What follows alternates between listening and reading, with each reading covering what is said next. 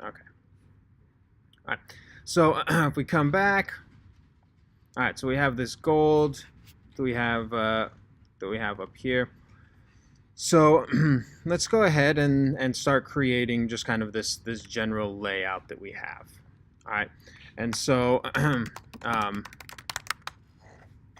the way that Foundation and Bootstrap, things like that work, right, is they give us these classes that we can easily use. We don't have to write any CSS. We can just attach those classes. Okay, so what I'm doing is just attaching some of these classes. And so we'll say small. We'll just create a nice, easy one. And in here, it's going to say H2. Your gold is, or you have gold. And we'll say, call that gold. Okay. Now, right now, there's nothing there, but that's all right. Let's refresh that. And we can see it changed it, made it a little bit nicer font. And we can now see you have that much gold. All right. So let's create, nope, not that. Let's create another row here. And if I look, I have 1, 2, 3, 4. Okay. So I'm going to say, we'll make each of these 12 if it's small.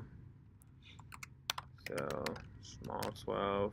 Forgot to add that to here. Medium 6 and large 3. And inside of here, we'll create a form that goes to gold. And then button, what's the first one? Farm. Okay, so let's actually create an H3 farm, and then earns 10 to 20 gold.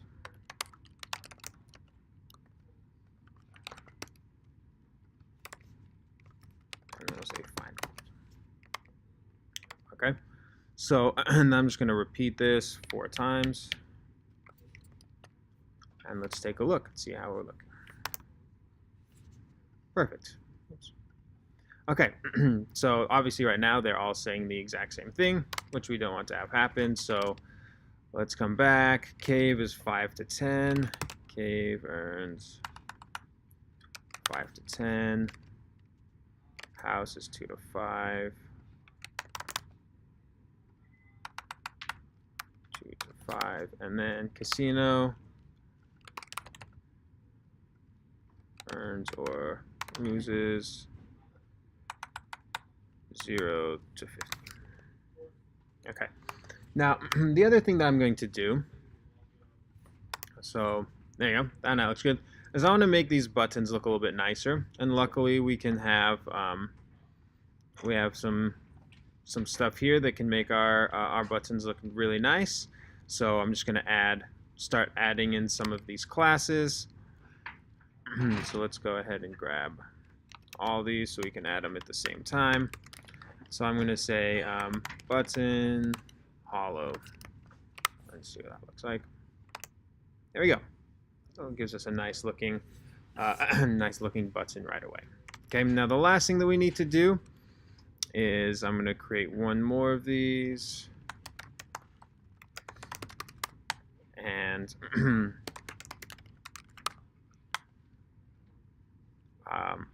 and we'll say H4 or H3 activity,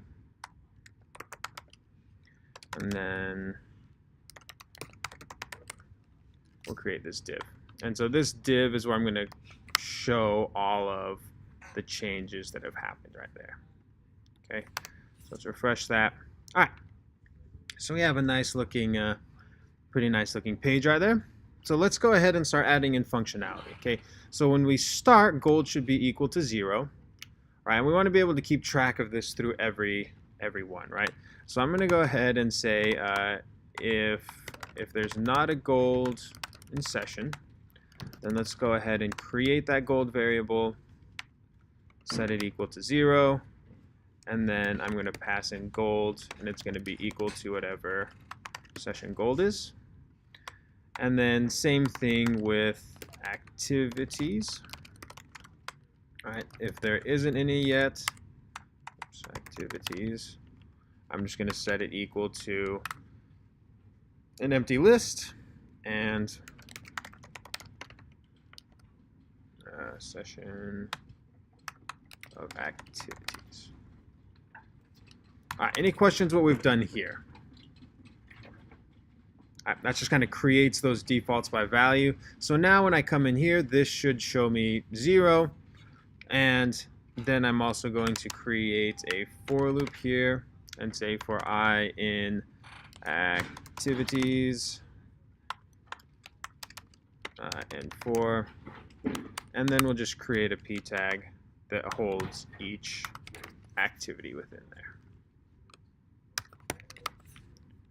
Come back. Okay. The session is unavailable because no secret key was set. All right, so we forgot to set a secret key. So I'm going to come down here and say app.secretKey equals, and then this can be anything.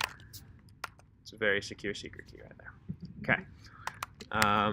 Let's refresh that. Perfect. So 0 gold, no activities happening. All right. So let's go ahead and now write this a question mark on there. Yeah. We're going to go write the second function that's handling this form submission. Okay. Now on all of these, I forgot to do one thing and say method equals post. Okay. So we have this method called /gold. So it's a route, excuse me. That's /gold. And we're going to say methods is equal to post so that it knows that it can accept a post route. All right, we'll call this function add gold, and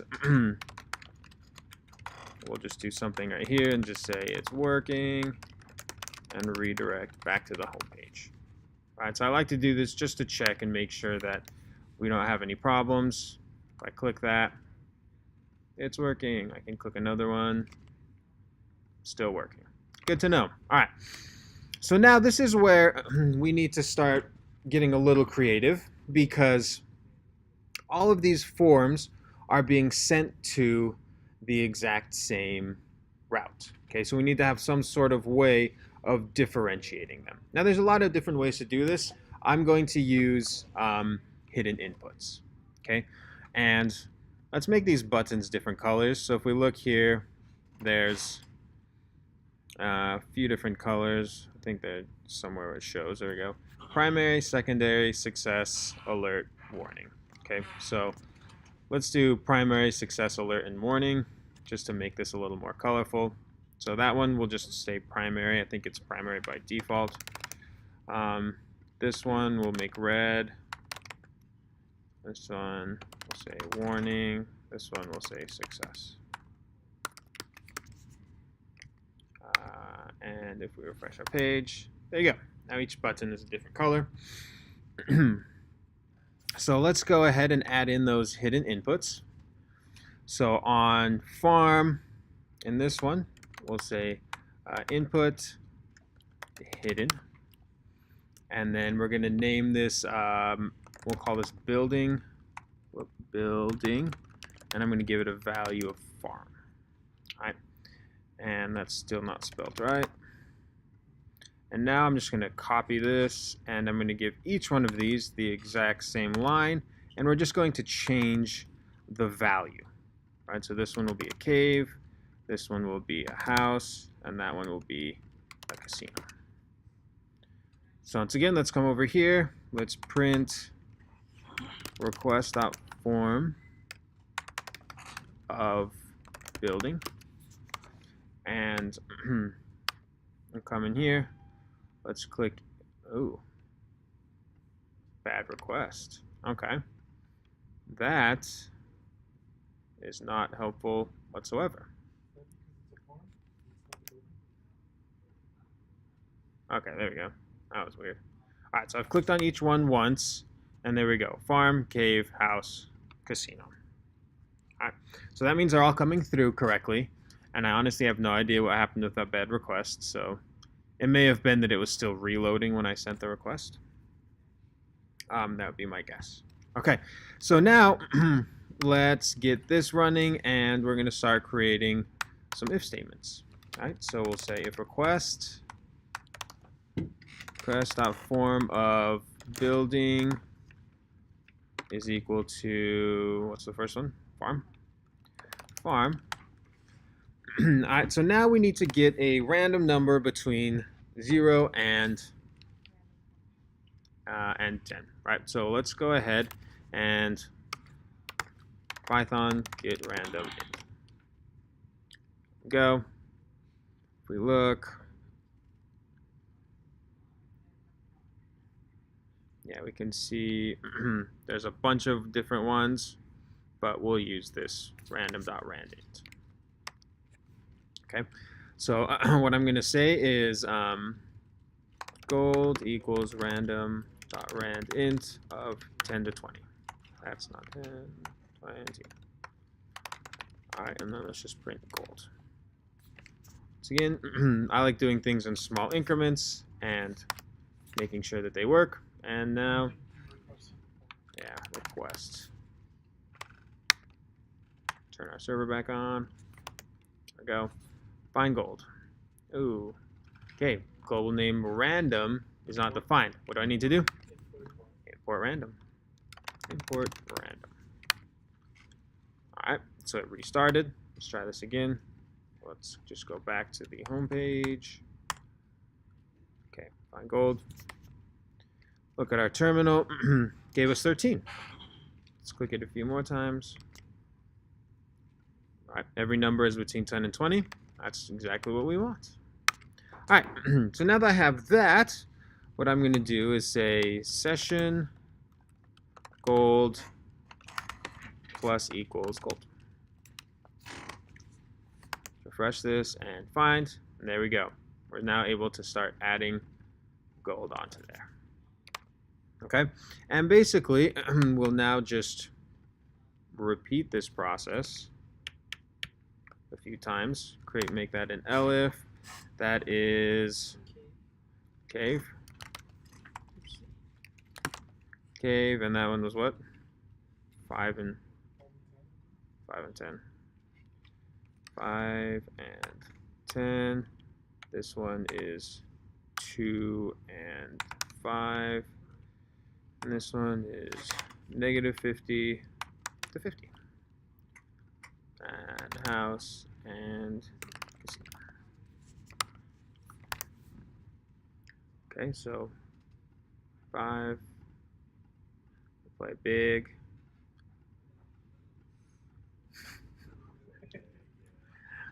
Nice. Seems like we lose a lot more. Okay, so just crank up my gold real quick so I can go play some more at the casino.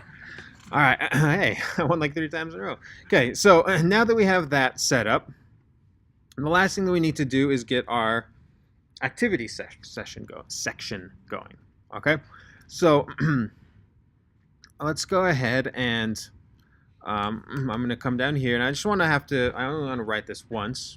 Okay, so I don't need to put in each if statement, but I'll do something simple and say if gold is greater than 0, then I will write down, we'll say session at activities. Since that's an array, I'm just going to push in a string that says U1 gold. Yay, and then we'll format that with gold. All right. So let's go ahead and refresh this. Try going again. Ooh. List object has no attribute push, right? Well, we've been doing JavaScript all morning, so we'll pretend like that didn't happen. Okay, yay, we won 9 gold, we won 8 gold. All right, so that looks good. And we'll now do this, and I'm just going to and say you lost.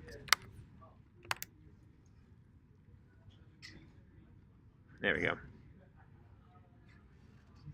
Cool. So lots of losing happening around here.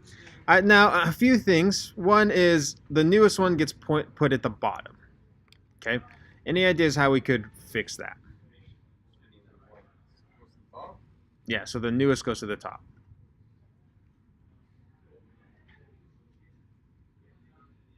Let's do this.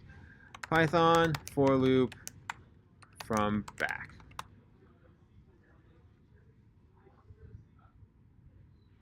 Let's try that. So there's that. Let's see this. Python list for loop from back or end.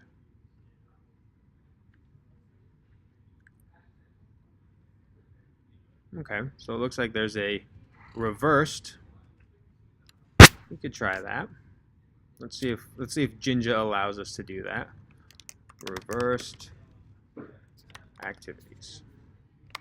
Or if they'll tell us, hey, Jinja doesn't like what's happening. Okay, so it doesn't like reversed. What if we just did this? Reverse a list. Well, there seems to be a dot reverse function. So let's do it in a couple different spots. Let's try doing it here, dot reverse.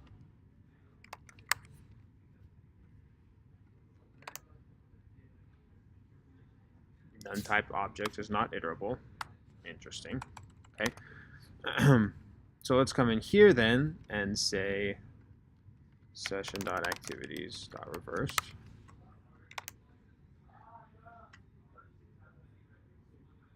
List reverse. Interesting. None type object is not iterable. Okay. So we're getting this situation where we are,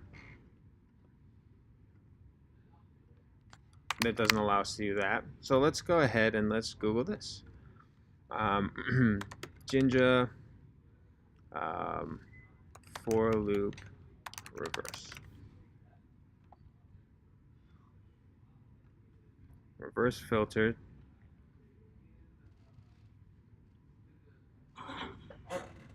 Okay, looks like maybe we can use this pipe reverse.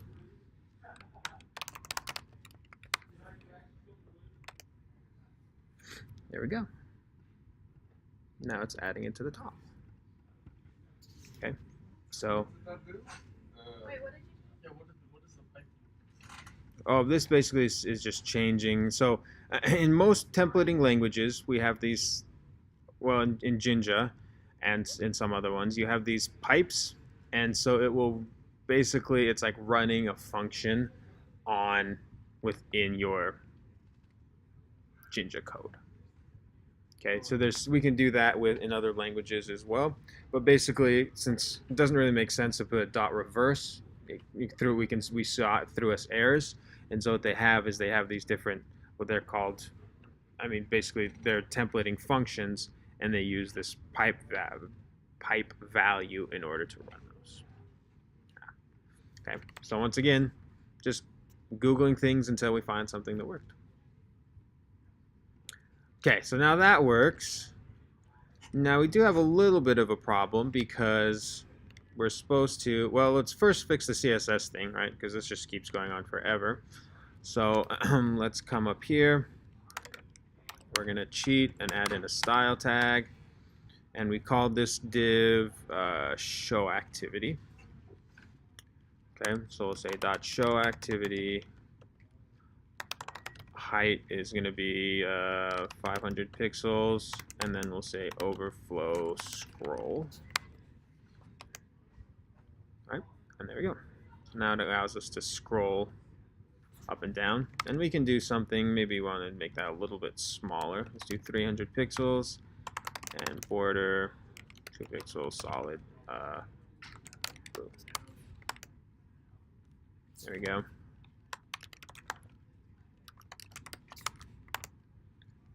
That looks a little bit nicer. Let's find out what this color is because this blue is ugly. There we go. That's a nice blue.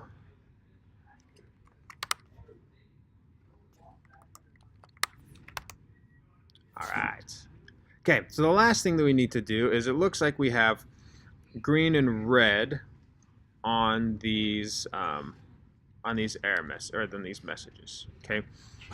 So what I'm going to do is, instead of having just a list, let's go ahead and create a dictionary so that we can determine which class to add onto here. Okay, so I'm also going to really quickly just create app.route/reset,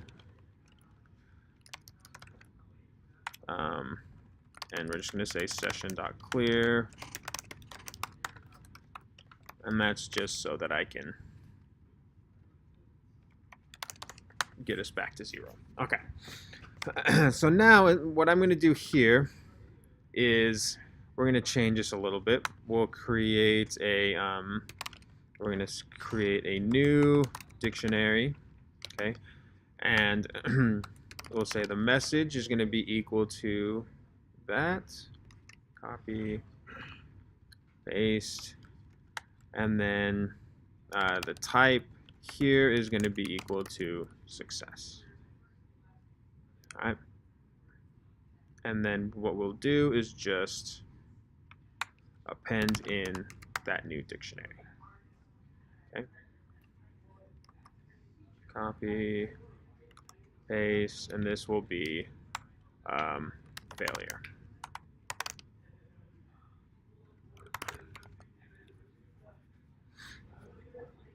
All right. Any questions about what we're doing there? All right. Create a new dictionary that has a message and a type key value pairs. And then we added that each dictionary to here. Okay. So if we look at this now, let's refresh this, and I do that. Right. Not super pretty. Obviously, we don't want that to be what we display out. So what I'm going to do is I'm going to create a dot success and a dot failure class. Okay, and let's come back. We're going to keep our color scheme consistent here. Our success color will be that really bright green, and our failure color will be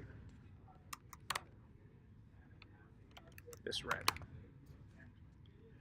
Now what I'm going to do, instead of saying I, okay, I'm going to say class equals I dot, what do we call it? Type.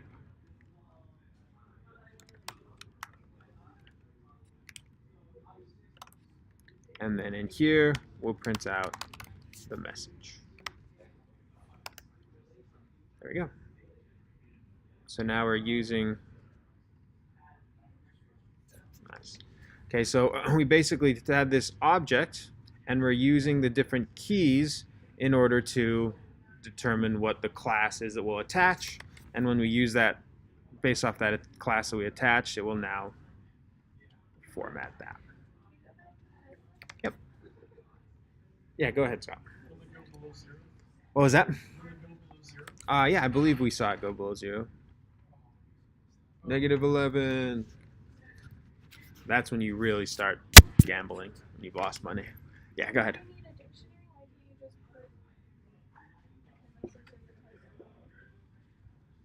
Well, because I have two different things here, right?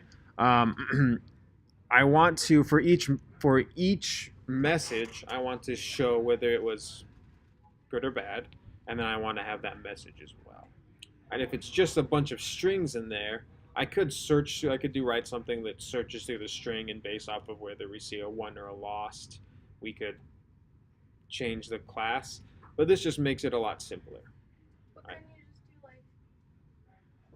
like variable type equals success, and then in the HTML you can say like if type is success, then do this color, and if it's failure, then do this color. But you need that for every single message, right? Well, you'd also have the message. What do you mean variable type equals success? And like pass it into here? Yeah. But then you have basically everything would be that one type.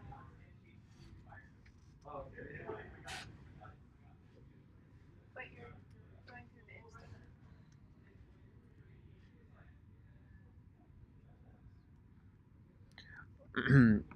So you're saying create like a session variable that if they won, change type to success. If they lost, change it to failure. Yeah.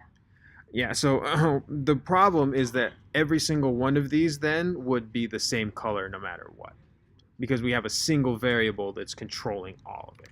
So the reason that we did this is so that each message we can know for that specific message what Yeah, was but it. you have it paired with lost or won.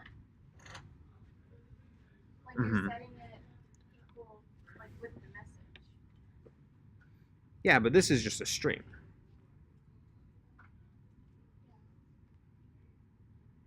But it's still like for each individual one. It's a different, like it's going through that if statement for each time you click.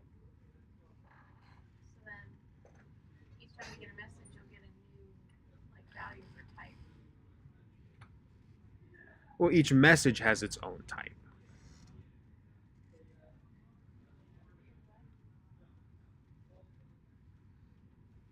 Each message has its own type. right? Because message one, so if we look here, message one was a success, Right. 2 was a failure, 3 was a failure, 4 was a success. There wasn't one type that matches all of these. Yeah, but you're setting the type when you set the message. Mm-hmm. So why wouldn't that work? They wouldn't all be the same. It'd be depending on which message you get different type. Okay, walk me through how you would change it, because I don't think I'm understanding. I wouldn't do dictionary. I would just say like Okay. the So message let's. is whatever. Okay, so you're just saying message equals this, right? Yeah. And then type equals success.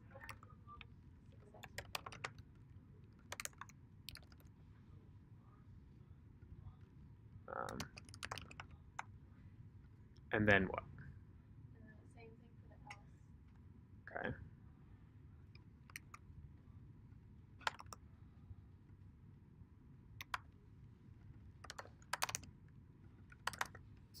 Okay. And then pass message type to the HTML. How? And then return. But we redirect back to this page, to this route. So could that return get it or No. Right, but the problem is this works for one, but every time this page loads, it loads the entire list. Right, so it looks, even though it looks like we're just appending one onto that list, every time the page loads, it's actually re-rendering all of the items in that list. So this doesn't exist independent of itself, and then we just grab one and add it to the top. What happens is we hit it, or we choose which building we're finding gold in, then it appends the newest dictionary into our list, then it comes back up here, re-renders this page, and then loops through the entire list again. so wait, okay, so then how is it storing all the values? In this list that we created right here in activities.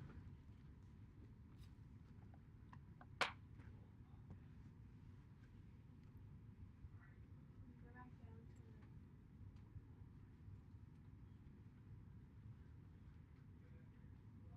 Go ahead. okay, and then you're appending. Yeah, so right here then we append this.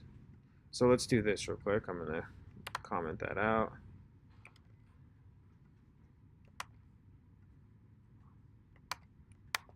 Okay, so every single time we come here, session activities.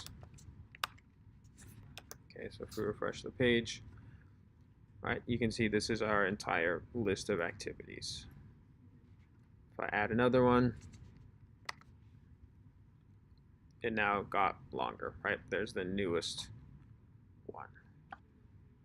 And so that allows us, each one has information that's pertaining to that specific message. Yeah. Go ahead. I guess it was like Yeah, so it's not just like adding we're one gonna on. rewrite the whole thing. Yeah, exactly. Go ahead. So in activity, why isn't it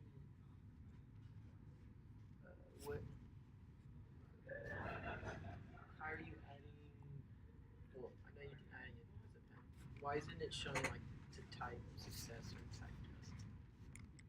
Oh, because of, so if we come here, index.html, right, we said as we're looping through, we told the type to add itself, so it's a class of whatever the type is, and then we're just displaying the message. So if we inspect this, you'll see, right, it has a class of success or a class of failure, and then the message is printing in between the p tags.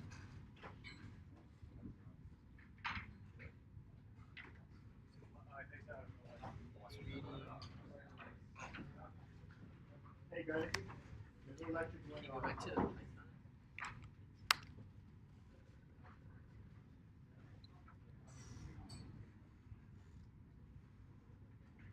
Yeah.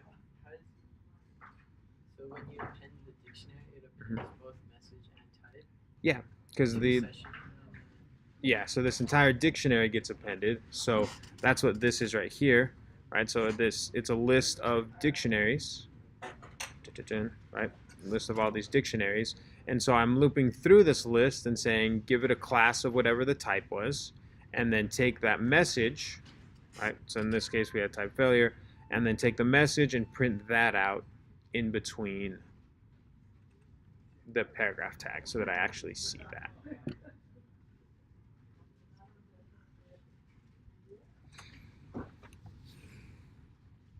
it's distinguishing them using a class. Yeah, so I've basically used this type to set the class equal to that type, and then I'm using CSS with the same name to change the color. I didn't know you could do that. Yeah. That makes sense. Okay, cool. Now it makes sense. Cool. All right, any other questions about what we did here? Using session, any of that. And so this is what the responsive stuff helps, right? So now it still looks nice no matter what size we're on. Resizes itself.